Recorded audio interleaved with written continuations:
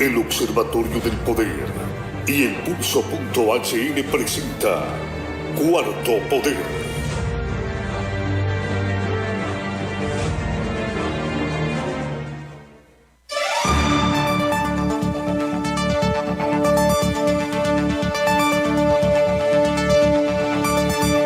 Buenas tardes, Honduras.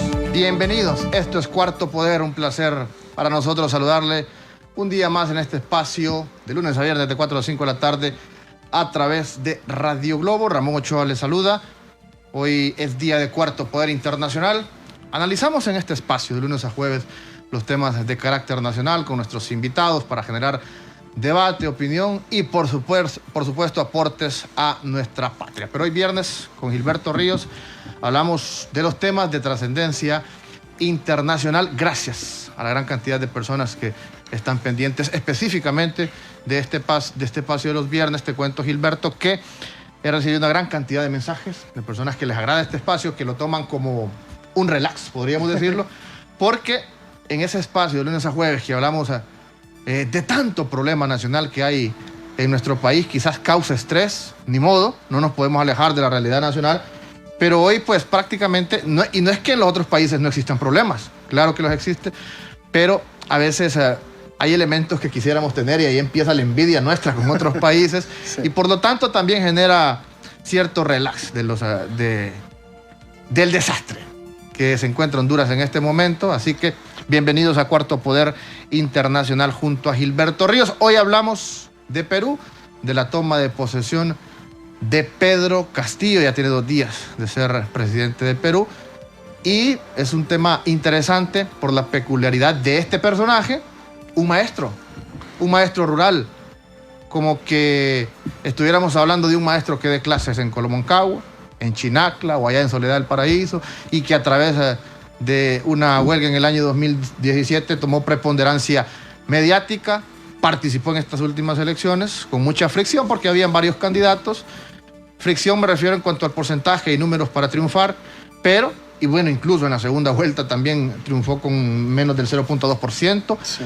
Así que es interesante este debate. Un maestro rural, hoy es presidente de esta gran nación del Perú, maestro de izquierda, y ahí donde retomamos también un posible escenario de un vuelco nuevamente a la izquierda de la región sudamericana y, por qué no, centroamericana. Ya México, Argentina y en este caso Perú tienen sus gobiernos de izquierda. Recordamos, y vamos a recordarlo más adelante, Gilberto, cuando Sudamérica y la región también centroamericana tenía un bloque grande de izquierda.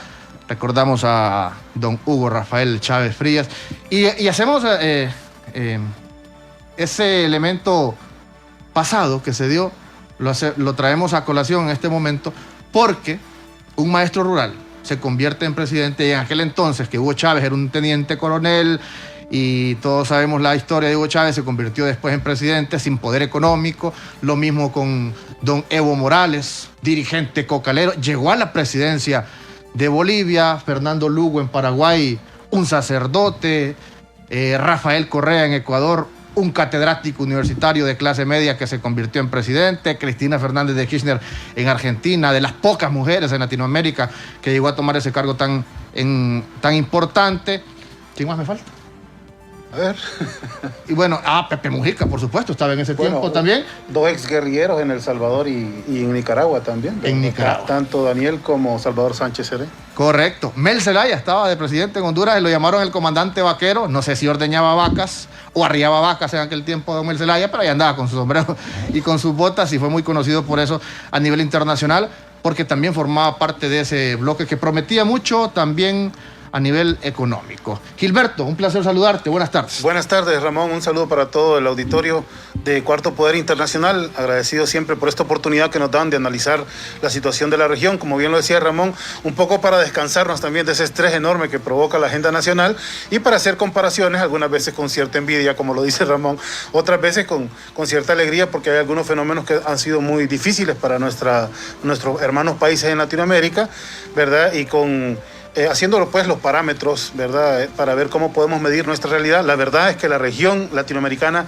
tiene muchas realidades que son similares, ¿no? Que son realidades que se comparten desde el momento mismo que vivimos la conquista, ¿verdad? Lo que fue pues toda la invasión española, de la corona española y la esclavización de todas nuestras culturas precolombinas, y luego lo que fueron los procesos de independencia, que justamente el día de ayer en Perú se estaban conmemorando 200 años de independencia.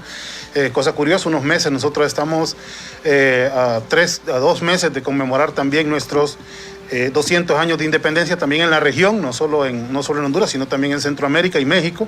Y bueno, haciendo comparaciones, recordando también de Perú, que fue un país donde estuvo nuestro gran paladín centroamericano, Francisco Morazán, cuando se exilió de Centroamérica, y que también, ¿verdad?, durante el golpe de Estado en Honduras, fue un gobierno que subsidió, apoyó, ¿verdad?, a la dictadura hondureña con material de guerra, ¿verdad?, que también es algo que se ha dado a conocer ahora mismo también en Bolivia, ¿no?, y con respecto a Argentina, que durante el golpe de Estado del año antepasado, 2019, pues se dio ese apoyo que hay entre oligarquías latinoamericanas. Y retomando un poco también lo que decía Ramón, ¿verdad?, como yo escribí un artículo hoy, lo pueden encontrar en el Pulso, diario digital El Pulso, que hoy lo publicamos, que tiene que ver con esto de los ciclos, que no son exactamente ciclos, ¿verdad?, que habría que evaluarlos con bastantes miradas críticas, pero tiene que ver con aquella primera, digamos, jornada, ¿verdad?, de las izquierdas latinoamericanas, que concluyó con el golpe de Estado, que comenzó a revertir los varios procesos en América Latina, y que hoy tenemos como un tercer ciclo. Yo soy enemigo de los análisis mecánicos, aclaro, y que esto de los ciclos puede llevarnos a un error, decir ya mecánicamente vamos, ahora le toca a la izquierda, no es así, pero sí podemos hacer grandes agrupaciones, ¿verdad?, de algunos fenómenos y ver que tienen algunos rasgos muy similares. Y bueno, ahora estamos también viendo cómo en algunos países de América Latina vuelve a retomar la izquierda el poder, y es el caso de Pedro Castillo, que además, Ramón, ha tenido la presencia durante la toma de posesión, cosa que es muy curiosa, al presidente Manuel Zelaya Rosales, ¿verdad? Y a la par estaba nada más y nada menos que Evo Morales, ¿verdad?, que son dos expresidentes, uno que le dieron golpe el 2009, el otro que le dieron golpe el 2019, ¿verdad?, pero que son símbolos continentales de la lucha por la democracia en Latinoamérica. En efecto, Gilberto, ya que mencionaste ese tema, esa columna de opinión a través de Diario Digital El Pulso, Gilberto Ríos también es columnista del Pulso, es interesante y tiene mucha conjetura con lo que estamos hablando. Y lo invitamos también a leer este artículo de opinión de Gilberto Ríos en Diario Digital El Pulso, www.elpulso.hr. El tema es OEA o CELAC, la Organización de Estados Americanos o la Comunidad de Estados de Latinoamérica y del Caribe. ¿Por qué hacer podríamos decir, esta conjetura en estos momentos, Gilberto, de uno u otro organismo? ¿Qué está sucediendo con la OEA? ¿Y qué ha sido de la CELAC? Ya días no escuchamos. Bueno, actividad en la CELAC. Bueno, lo que sucedió en estos últimos días con el discurso de Andrés Manuel López Obrador en México. Que fue el encuentro, nada más y nada menos que de la CELAC nuevamente, con sede en México. Y que yo los invito que busquen ese, me parece a mí un documento histórico de ese discurso. Está en las redes sociales, lo pueden buscar como discurso de Andrés Manuel López Obrador en la CELAC, ¿verdad? Y tiene un contenido histórico tremendo. A mí me fascinó, pues se fue obviamente hasta el tiempo de la independencia, mencionó cómo México había perdido incluso su territorio, llamó la atención sobre que ya no podría responderse a los intereses de la OEA, ¿verdad? Porque la OEA era, como lo han mencionado otros pensadores, el Ministerio de las Colonias de Estados Unidos, es decir, es un organismo mediante el cual se operan los fraudes electorales, los golpes de Estado, ¿verdad? Vimos el papel de Luis Almagro en los últimos años, sobre todo en el golpe de Estado en Bolivia, por cierto, muy descarado, y vemos cómo ahora Andrés Manuel quiere relanzar este instrumento internacional de los estados latinoamericanos, pero además dice hay que crear una organización como la Unión Europea, hablando de que los países latinoamericanos deberíamos tener pues como horizonte, digamos, ese mecanismo de unidad como lo es la Unión Europea para defender nuestros propios intereses por encima de los intereses norteamericanos. Lo dice muy claro en su discurso. Yo creo que es el discurso más radical que le he escuchado a Andrés Manuel López Obrador. De hecho, es un discurso de 26 minutos, lo pueden encontrar en las redes sociales. Y también el del que vamos a hablar hoy, que está, me parece a mí, en la misma sintonía, y de eso eso también escribo yo en el artículo, es el discurso de Pedro Castillo, cuando asume el poder ahora mismo en Perú, que menciona la necesidad de la integración latinoamericana y otros aspectos que vamos a estar conversando esta tarde, Ramón. Así es, antes de entrar en materia con nuestro invitado, que nos acompaña desde Perú para tocar específicamente el tema del nuevo gobierno que asume Pedro Castillo, es interesante hablar en sí de la región como un elemento de progreso económico. Recordamos ese gran bloque de izquierda que se formaron pues varias intenciones de crear, como se dice desde el progresismo, una solescencia o una patria grande, quizás no convertirse como Centroamérica o como Latinoamérica en una sola nación, pero sí hay aspectos económicos que pueden conllevar a eso, a la unión de los pueblos. Y para emocionar a los ñurdos de este país, vamos a arrancar con este video de hace algunos 15 años, creo que tendré este video, cuando estaban esos presidentes emblemáticos en Latinoamérica. Incluso don José Manuel Zelaya Rosales estuvo en este evento en Venezuela. Escuchemos parte de esto para que usted también, que le gusta hablar de las izquierdas en Latinoamérica, pues... Nunca se venzan, que en ustedes esté el espíritu y la fuerza, no solo de Venezuela, sino de Latinoamérica.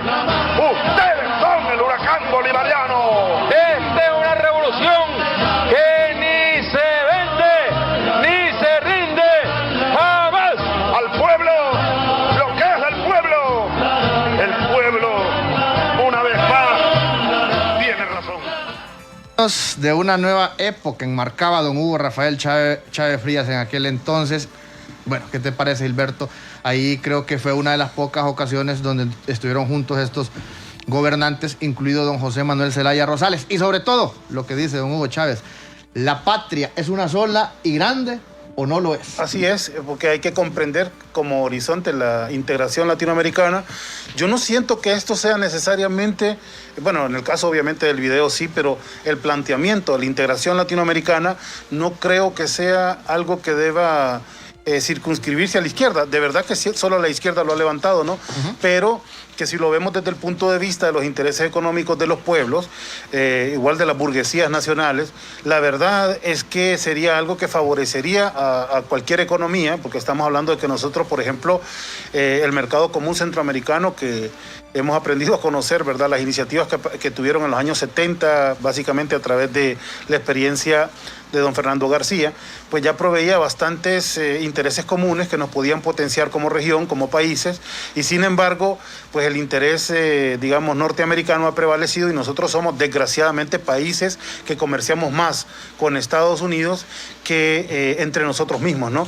Y eso se da también a nivel continental y me parece que eso no tiene que ver, como decía, con izquierda o derecha, sino con la idea del comercio internacional, por ejemplo, el bloqueo a Cuba, que no nos permite tener relaciones comerciales libremente con un país que es tan cercano históricamente a nosotros, y que eso también debería cambiar si nosotros pudiéramos tener un nivel de independencia y pudiéramos gobernarnos como países a nosotros mismos, Ramón. En efecto, Gilberto, ya está con nosotros Martín Guerra. Él es politólogo y militante de la izquierda peruana. Desde Perú nos acompaña nuevamente. Martín, gracias por siempre compartir con nosotros. Ya pues a la espera de lo que pueda suceder con este nuevo gobierno en Perú, don Pedro Castillo, el profesor Pedro Castillo, hoy es gobernante. ¿Cómo va la conformación de este nuevo gabinete? Un placer tenerlo en Cuarto Poder. Martín. Muy buenas tardes, compañeros. El placer de estar en Cuarto Poder es mío. Un saludo a todo el pueblo de Honduras y de nuestra América a través de ustedes. Así es. Uno de los elementos que nos dejó dudas de esta toma de posesión es la conformación de ese gabinete. Ya hay noticias, Martín, específicas, porque supuestamente ya el día de hoy se iba a anunciar quién iba a encabezar las distintas secretarías para empezar ya el trabajo de este nuevo gobierno.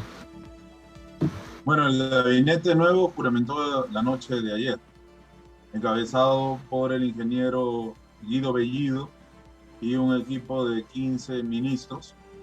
Falta que se sumen dos carteras, que es la de Economía y la de Justicia, que se estarán desarrollando en el transcurrir del día para ya poder iniciar pues todo el gabinete en pleno su trabajo en pro del desarrollo del país. Hemos visto... Lo que se ha dado es un debate muy duro con los medios de comunicación de la concentración mediática, que han intentado, pues, ni bien cumplía 24 horas de gobierno el presidente Castillo, comenzar a minar todas sus decisiones con críticas en base a mentiras, a medias verdades. Bueno, en fin, lo que ellos saben hacer, el gobierno está resistiendo y el pueblo está dando en su mayoría un aval importante.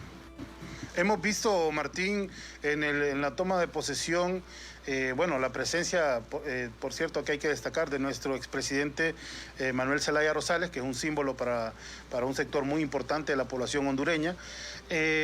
Y también hemos visto a Evo Morales, no sabemos si fue como calculada su presencia ahí, ¿verdad? Como en primera fila durante este momento tan importante, el discurso de cuando asume el poder. Y hemos visto también un discurso que quiero preguntarte las dos cosas. Primero, esta presencia de estos dos expresidentes simbólica, uno que fue derrocado por un golpe de Estado el 2009, el otro que fue derrocado por otro golpe de Estado el 2019. Pero también hemos visto un discurso sumamente integral, muy comprometido con el pueblo más postergado, digamos, de Perú, con una lógica completamente distinta al modelo neoliberal, con un ánimo de hacer un estado de bienestar social, de mucha inversión social, y sobre todo muy preocupado en dos factores que son, digamos, de emergencia ahora mismo en América Latina y el mundo, que es tanto la educación como la salud. ¿Cómo lo evalúa el pueblo peruano? ¿Cómo ha sido recibido ese discurso? ¿Cómo son las expectativas en este momento del pueblo de Perú, a pesar de esos ataques que nos comentabas que está viviendo el presidente Pedro Castillo? ¿Cómo estás, Gilberto? Un abrazo grande. Un saludo, Martín, mucho gusto. Gusto es mío. Lo primero, decir que sí, nuestro pueblo recibió con gran expectativa a los líderes de nuestra América, a los líderes más combativos, el expresidente Manuel Zelaya, el expresidente Evo Morales, el canciller Jorge Arreaza de Venezuela, entre otros connotados dirigentes, ¿no?, que han venido, no solamente expresidentes y cancilleres, sino también líderes políticos, líderes colombianos, líderes del Caribe, del sur de América, el presidente de Argentina, ¿no?, y que se han sumado a las celebraciones por el bicentenario de independencia de nuestra patria, de la proclamación de la independencia dada por José de San Martín, aunque después se va a consolidar con las batallas, principalmente la de Ayacucho, ¿no?, bajo responsabilidad del ideario bolivariano, en este caso, años después, ¿no?, de la proclamación de la independencia. Ha sido un recibimiento afectuoso, yo creo que bastante estratégico también. Se han dado reuniones principalmente con el presidente Evo Morales en esta idea de la reivindicación de los pueblos indígenas. Recordemos que tanto Perú como Bolivia, en la parte sur del continente, son los países que tienen culturas milenarias, ¿no?, y que han sido marginadas, desprotegidas y maltratadas durante siglos. Entonces, la relación importante entre el profesor Pedro Castillo y Evo Morales ha sido una de los fuertes, digamos, de esta transmisión del mando y de esta celebración del bicentenario. Por otro lado está el discurso dado por el presidente Castillo, poniendo énfasis en cosas fundamentales en nuestro país que se han venido trabajando en las últimas décadas como si fueran mercancías, ¿no?: la educación, la salud, la vivienda.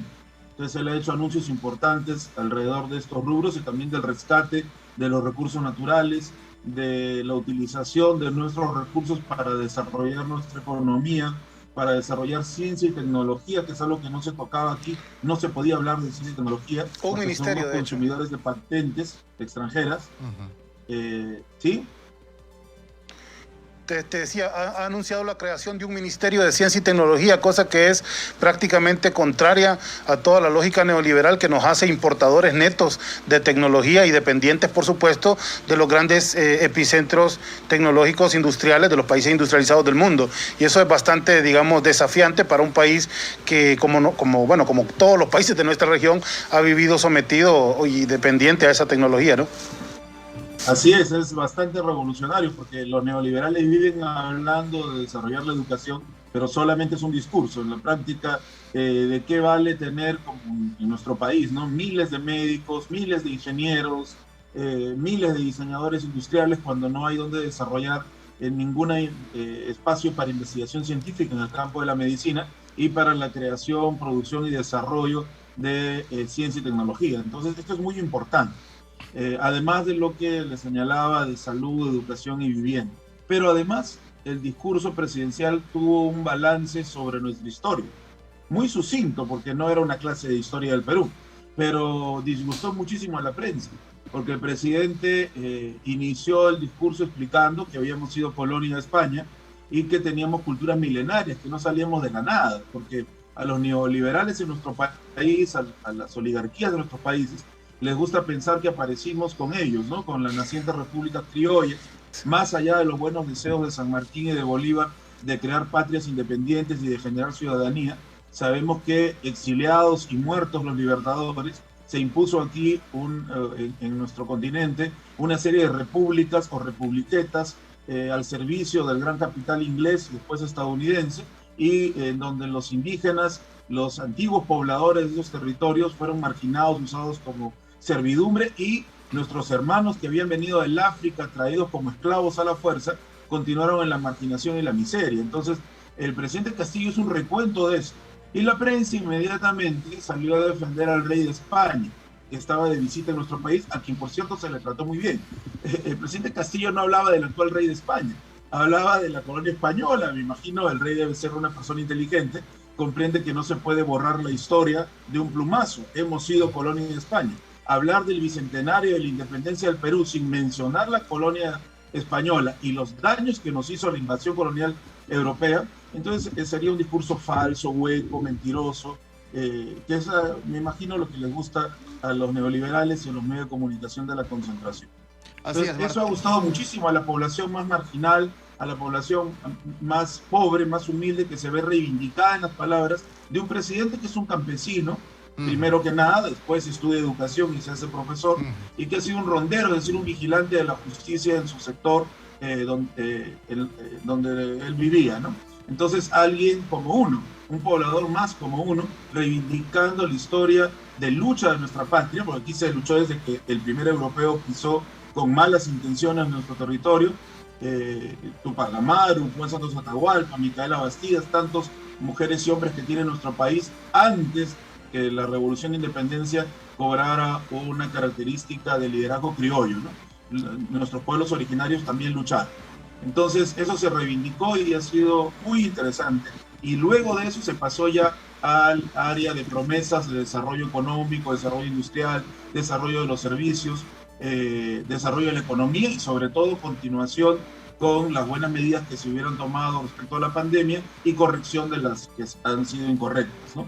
Valga la redundancia. Entonces ha sido un discurso muy alentador, muy esperanzador, y ahora tenemos que llevarlo a cabo, no solamente como gobierno, sino bajo vigilancia y participación del pueblo, que es la idea. En efecto, Martín, permítanos ir a una breve pausa. Seguimos conversando con usted, Martín, al regresar. Martín Guerra, politólogo y militante de la izquierda peruana, nos acompaña desde Perú esta tarde para hablar del nuevo gobierno peruano y las expectativas sobre ello. Para realizar tus transacciones bancarias con la misma confianza y seguridad, te invito a que utilices la nueva y mejorada versión de Atlántida Móvil y Atlántida Online con más funcionalidades. Actualicémonos juntos. Banco Atlántida, imagina, cree, triunfa. El envío de remesas de Raúl a la cuenta de ahorro de María será en este momento sin ninguna escala. Directo de Western Union a la cuenta de ahorro Banco Atlántida al instante. Con Banco Atlántida, ahora tus remesas van directo a tu cuenta de ahorro, gracias a nuestra alianza con Airpac, representante de Western Union en Honduras.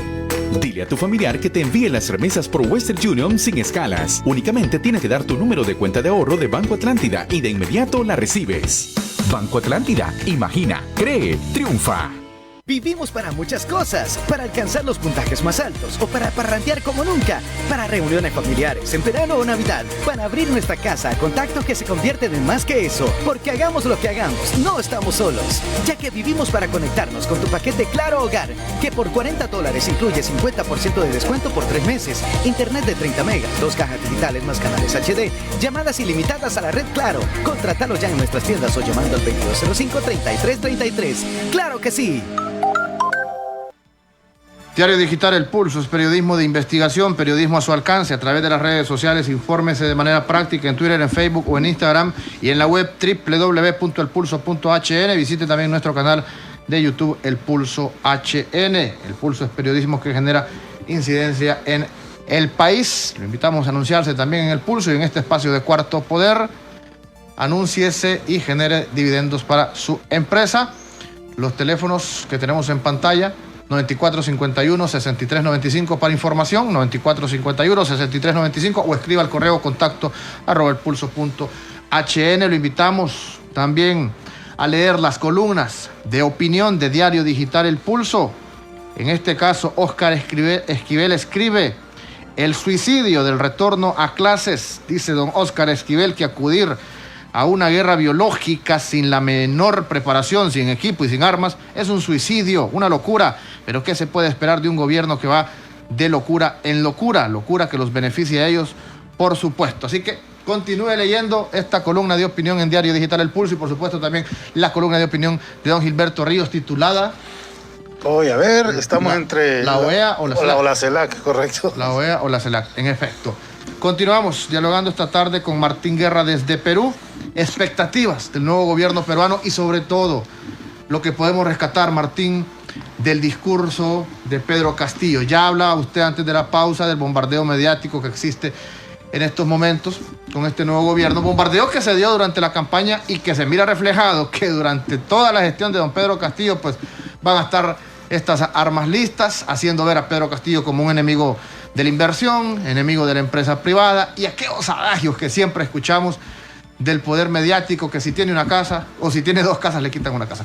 Pero bueno, a estas alturas es increíble que todavía sigamos con esos temores de la izquierda. Ahora, él habló de constituyente y en efecto también fue uno de los elementos específicos de su campaña. ¿Puede ser posible o puede ser real una constituyente en estos momentos, a pesar de ese bombardeo mediático, que eso le puede jugar en contra, incluso no tener la mitad de la población? No sabemos cuáles van a ser los niveles de aceptación una vez que él ya sea gobierno, pero lo que quedó evidenciado del proceso electoral es que la mitad de la población está en contra de él. ¿Qué tanto puede pesar esto para una posible Asamblea Nacional Constituyente? Bueno, nosotros pensamos por las evaluaciones que hemos hecho que no es tan cierto aquello de la mitad de la población.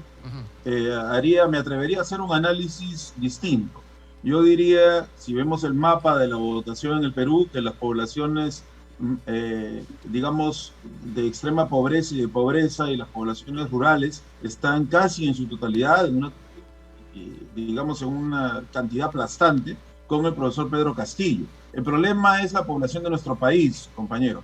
En nuestro país tenemos casi 33 millones de habitantes y 10 o más, casi 11, viven en Lima, en la ciudad capital. El resto del país, que vive en las zonas de provincia, alejados del desarrollo, del pobre o mediano desarrollo que pueda tener Lima, han votado por Pedro Castillo. En Lima la alienación es muy fuerte, el rol de los medios de comunicación cumple una labor de destruir la noticia, de desinformar, de hacer pensar a las personas que si votan por una opción popular ya no pertenecen a ese grupo de élite de los desarrollados, los que salen en la foto, los que van a ser famosos, ricos y etcétera. Entonces mucha gente pobre de Lima o de clase media de Lima termina votando por la derecha, lamentablemente. Entonces, si vemos el mapa de esta manera, nos damos cuenta que en cantidades, por la votación, tal y como salió, un poco menos de la mitad está por la derecha, ¿no? O ha votado por Keiko Fujimori porque no, según su concepción no tenían por quién votar. Y un poco más de la mitad está con Pedro Castillo. Pero si entendemos por zonas de desarrollo, la gran mayoría del Perú votó por un cambio. Y si fuéramos verdaderamente demócratas, entonces importaría el voto por zona, ¿no? Pero no se plantea así. Por eso vemos tantos congresistas que son elegidos por un partido y terminan cambiándose de bandera, ¿no? Lo que acá le llamamos los congresistas tránsfugas. Aunque se han hecho leyes antitransfugismo, eso se da de muchas formas, se crean una nueva bancada, etc. Entonces yo creo que la mayoría de la población está con el cambio constitucional. Hago un paréntesis, ¿sí? Y lo interrumpo ahí. ¿Cómo está la conformación del Congreso? Para que nos explique qué tanto tendrá también a favor en el Poder Legislativo don Pedro Castillo. Bueno, la mayoría la tiene la derecha, en sus distintas variantes. Y tan es así que antes de juramentar Pedro Castillo se presentaron 3 listas, pero las 2 listas de la derecha se unieron para impedir que se presentara la tercera lista, que era la lista del profesor Castillo, en alianza con otros 2 partidos de centro y de izquierda, ¿no? Entonces no pudieron participar y hoy en día el Congreso lo tiene la derecha, la presidenta del Congreso fue una de las asesoras del golpista Merino. Recordarán ustedes el escenario que tuvimos a finales del año pasado, donde se vacó al presidente Vizcarra y se colocó al presidente Merino entre gallos y medianoche, que no duró pues mucho tiempo, porque la población salió no a luchar por Vizcarra, pero sí a luchar contra la constitución del gobierno de Merino. Y bueno, esos son los personajes que hoy día están controlando el Congreso. Entonces, el presidente Castillo ha dicho en su discurso que se va a respetar las instancias del Congreso para poder pasar una asamblea constituyente. Imaginamos que en un debate en el Congreso la asamblea constituyente no va a obtener un voto mayoritario, es decir, nuestro proyecto puede fracasar en el Congreso. Pero también el presidente Castillo lanzó la pregunta a la población si la población está entonces sometida a tener que soportar una constitución vendepatria, entreguista, que no permite la revisión de los contratos con las grandes empresas transnacionales que entregan nuestros recursos naturales a través de concesiones y privatizaciones al gran capital, que destruye los derechos laborales, que impide las asociaciones de los trabajadores de manera que puedan llegar a reclamos exitosos y a construcciones positivas para su salario, para su desarrollo, tanto laboral como familiar. Entonces, además de entregar el subsuelo de las comunidades campesinas a las empresas mineras contaminantes. Entonces, todo esto tiene la Constitución del 93. Además, impide también la unidad latinoamericana con muchos candados. Entonces, es importante pasar a la Asamblea Constituyente. Pero por eso una de las consignas que tiene la izquierda peruana es la Asamblea Popular Constituyente. Es decir, no necesariamente tiene que construirse a partir de las decisiones del Congreso, no necesariamente lo señalo como exclusividad. Se necesita, obviamente, de la institucionalidad democrática para llevar a cabo la Asamblea, pero se requiere también de participación de los barrios, las comunidades campesinas, las comunidades indígenas, los sindicatos. Entonces, yo creo que la medida que se debe tomar es desarrollar una discusión y un debate sobre la posibilidad de la Asamblea Constituyente y luego de eso pasar el proyecto de ley al Congreso, y entonces la calle tendrá que pugnar porque el Congreso sepa leer la voluntad del pueblo y pasar un referéndum donde se apruebe el ir a un proceso de cambio de constitución. Sin cambio de constitución, compañeros, no se va a poder desarrollar el programa de gobierno que se ha planteado y que es un programa de gobierno profundamente nacionalista y social. Es interesante que plantees esto de la participación popular por encima de la institucionalidad, habiendo asumido la presidencia en este momento, pues la izquierda peruana, ¿no? A través del profesor Pedro Castillo, pero además a nosotros como hondureños inmediatamente nos retrotrae al intento de consulta del presidente Zelaya, que fue lo que justificó por parte de los sectores conservadores acá el golpe de Estado, ¿no? Entonces más bien Pedro Castillo está comenzando con esto, su gobierno, con la idea de consultarle al pueblo sobre la necesidad de replantear el pacto social, la Carta Magna de la República de Perú, ¿verdad? Que es esta constitución. Y veo que es un gran desafío. Yo vi muchos planteamientos muy importantes en su discurso y vi presente también en su discurso todos esos poderes fácticos que estarían opuestos a cualquier tipo de transformación. Entre ellos, ese capital transnacional que mencionas, que es muy importante, el capital sobre todo ligado a la minería, ¿verdad? Que es pues que ha hecho política en todos nuestros países de la misma manera y con la misma lógica extractivista, expoliando todos nuestros recursos naturales, destruyendo el medio ambiente y evidentemente no dejando ningún beneficio más que algunos salarios, digamos, y tal vez alguna infraestructura en el mejor de los casos, pero que en general ha sido en el balance pues más negativa la participación de este capital que positiva para nuestros pueblos. Entonces, ¿será que entonces esta correlación se va a tener que buscar en las calles, ¿verdad? Como lo hizo el MAS en el poder, como lo hizo el mismo Venezuela en el poder, como lo ha hecho Nicaragua también en el poder, que no es solamente a través de las instituciones. ¿Qué capacidad tienen las organizaciones populares peruanas en este momento de lograr unidad? ¿Cuánta referencia encuentran ellos dentro del profesor Pedro Castillo? Para nosotros, sobre todo me imagino para los sectores magisteriales hondureños, es muy gratificante, es muy emocionante ver un profesor al frente de un país, ¿no? Eso llena mucha emoción. Por cierto, comentar también que vi que hay un porcentaje bastante alto de su discurso, no solo hablando de la investigación científica, como decíamos, sino también de potenciar la educación secundaria, la educación técnica, la educación primaria, la asistencia social a nivel social de estas dos instancias educativas. Me refiero a la alimentación de la juventud, a cuidar de su salud. Me refiero también a cuando menciona a que se va a cubrir toda la deuda histórica que se tiene con el magisterio peruano. Me refiero a que también habla de descentralizar un poco lo que planteabas con este centralismo que ha habido en Lima, ¿no? Como capital política del país, y tratar de invertir más en lo rural. O sea, veo muy prometedor todo el discurso, y queríamos como indagarte, sobre todo vos que estás vinculado a las organizaciones populares, qué capacidad hay del pueblo de movilizarse en función de esos intereses, qué capacidad hay del pueblo peruano de entronizar este discurso de Pedro Castillo, volverlo suyo e impulsar un proceso de transformación y un proceso constituyente ahora mismo en Perú. Ojo, Martín, a lo que dice Gilberto, ya que él hace esa comparación de lo que sucedió con don José Manuel Zelaya Rosales. Mire qué peligroso es, porque aquí hubo un golpe de Estado por tratar de hacer una consulta. Esperemos que allá no ocurra lo mismo, pero hay elementos que indican que hay fuerzas que quisieran debilitar al nuevo gobierno y, por supuesto, las fuerzas empresariales, el poder económico, al no tener todo el Congreso también don Pedro Castillo. Entonces, apela don Gilberto Ríos a recurrir a la fuerza popular para fortalecer ese nuevo gobierno, Martín. Y le agregamos ahí también el tema de la injerencia extranjera que podría darse, porque ya lo estamos viendo en otros países de la región. Correcto. Esa es la idea. Le respondo en dos cosas. Lo primero,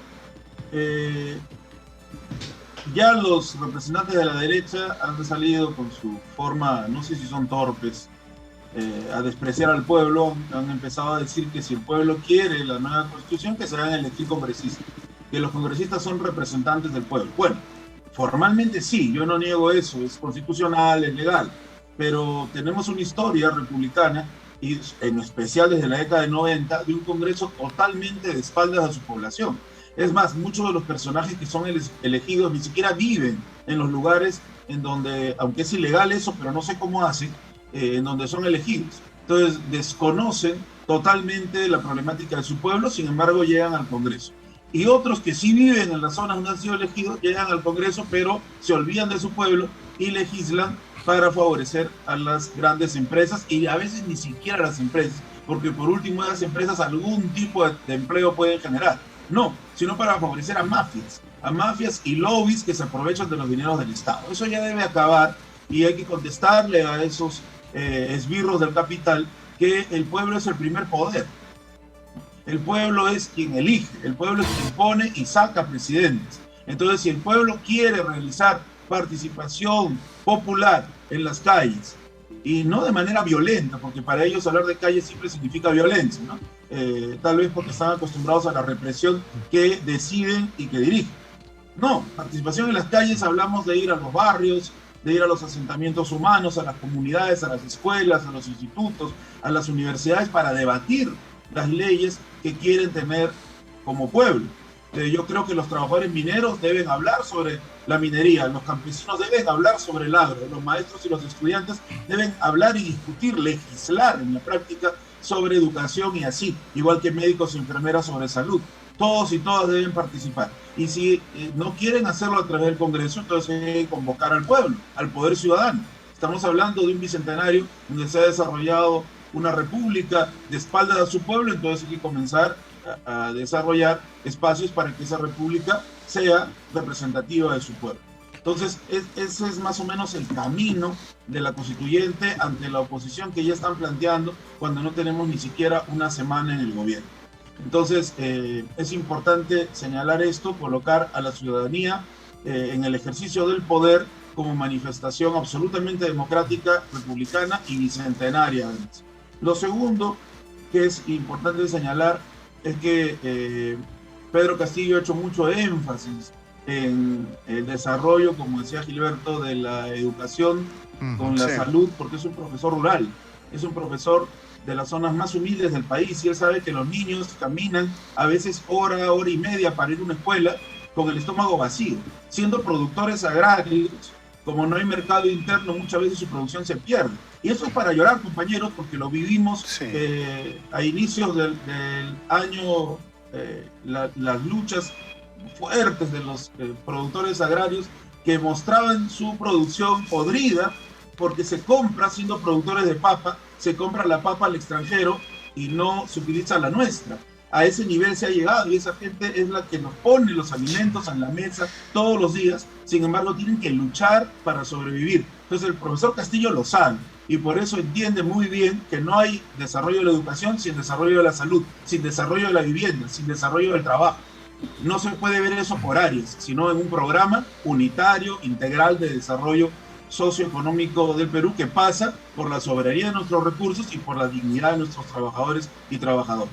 A propósito de eso, Martín, y me lo contesta después de la pausa porque ya estamos sobre tiempo, en su discurso, cuando habló del tema del servicio militar voluntario u obligatorio, ahí tengo cierta confusión. Si usted nos aclara, después de la pausa, Martín, regresamos en breve. Nos vamos con Claro porque vivimos para muchas cosas, en especial para conectarnos con tu Super Pack todo incluido, que desde 25 lempiras incluyen internet, llamadas y mensajes ilimitados a la red Claro, minutos a otras redes y Estados Unidos, más redes sociales ilimitadas. Actívalos ya marcando al asterisco 77 numeral opción 1. Claro que sí.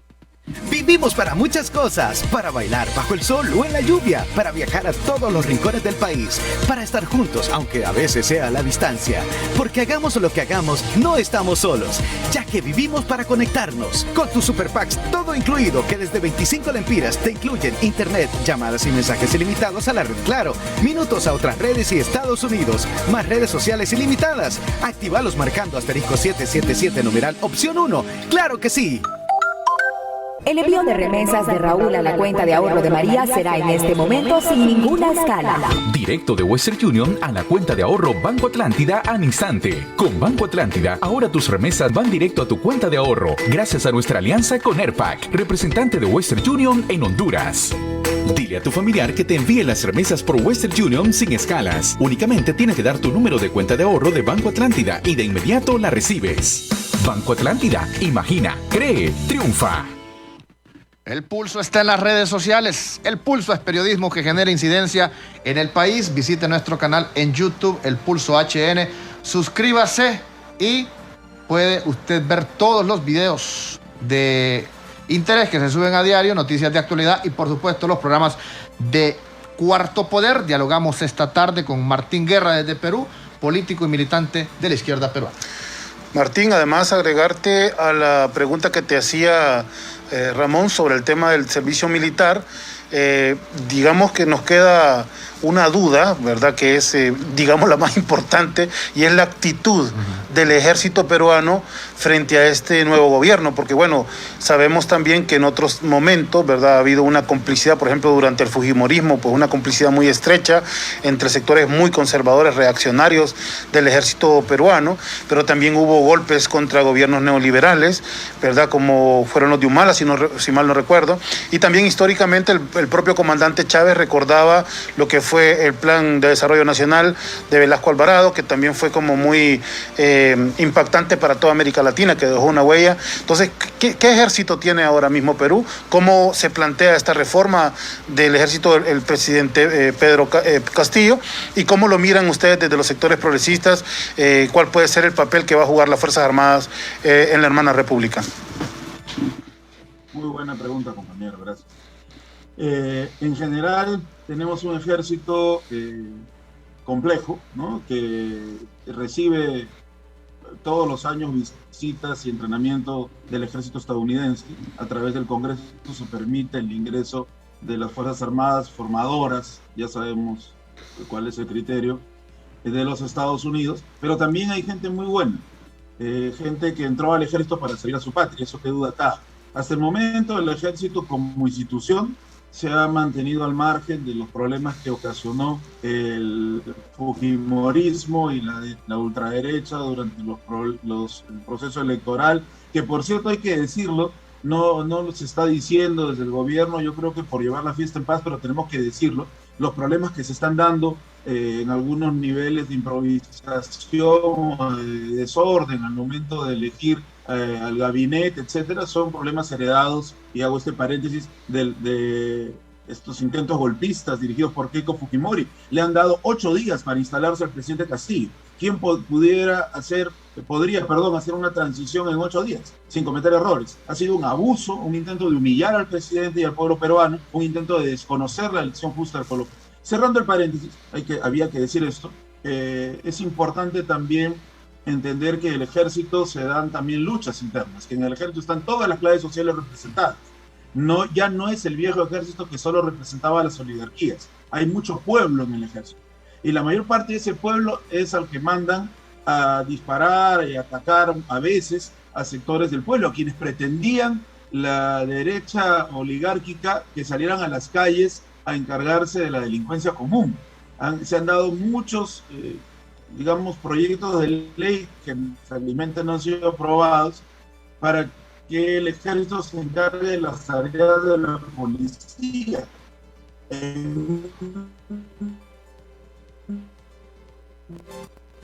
Tenemos problemas. Claro, intento por militarizar las protestas sociales, ¿no? Entonces, esto no ha llegado a la estación contraria del ejército. El presidente Castillo en su discurso. El presidente Castillo, que no tenemos ninguna batalla, y entonces, ¿qué debe hacer el ejército? Pues participar junto a su población. Y yo creo que en alfabetización, en tareas sanitarias, en construcción de carreteras, respetando el tiempo de los soldados, que son los obreros del ejército, y respetando su salario, claro que sí, pero que trabajen.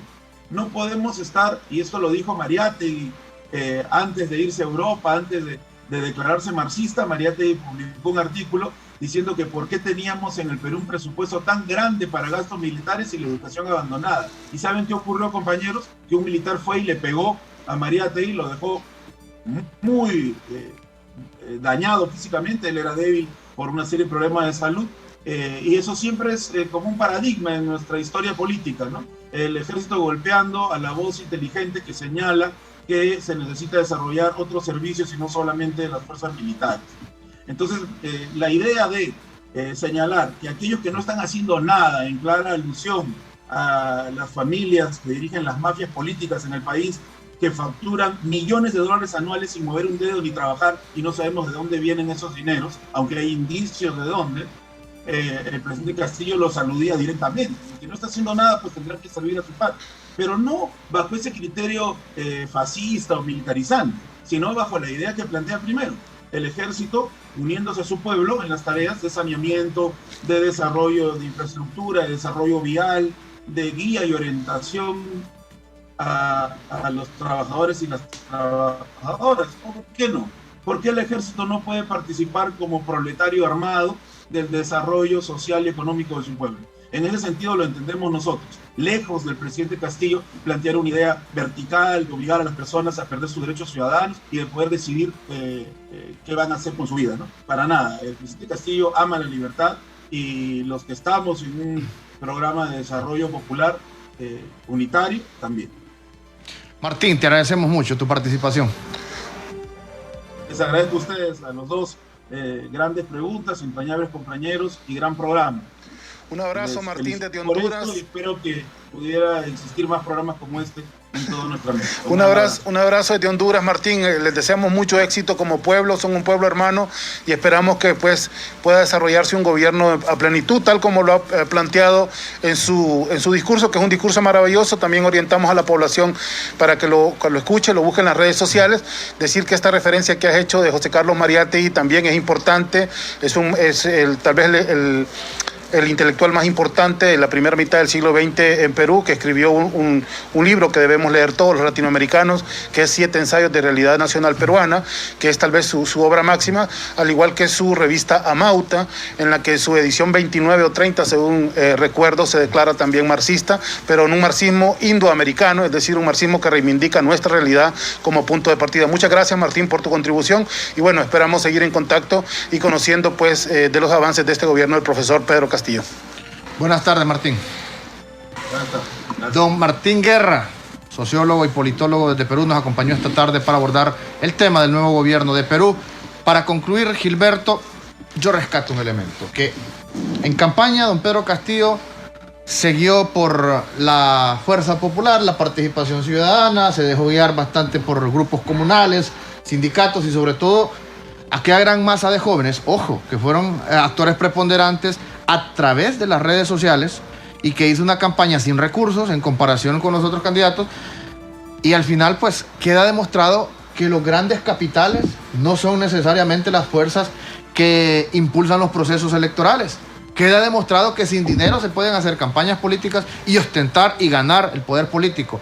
Hago esa reflexión porque en Honduras se puede dar ese elemento, ya que se menciona cuando hablamos de mediciones y de posibles escenarios electorales, que hay un solo partido que tiene el poder económico, que tiene la organización y que tiene la estructura. Yo siento, Ramón, que también va a pasar un fenómeno muy parecido que acá en Honduras, por ejemplo, en las elecciones de noviembre, y tiene que ver con el gran desprestigio de la derecha peruana. Es decir, un gobierno tras otro cayendo siempre en altísimos actos de corrupción, así como lo estamos viviendo ahora mismo en Honduras.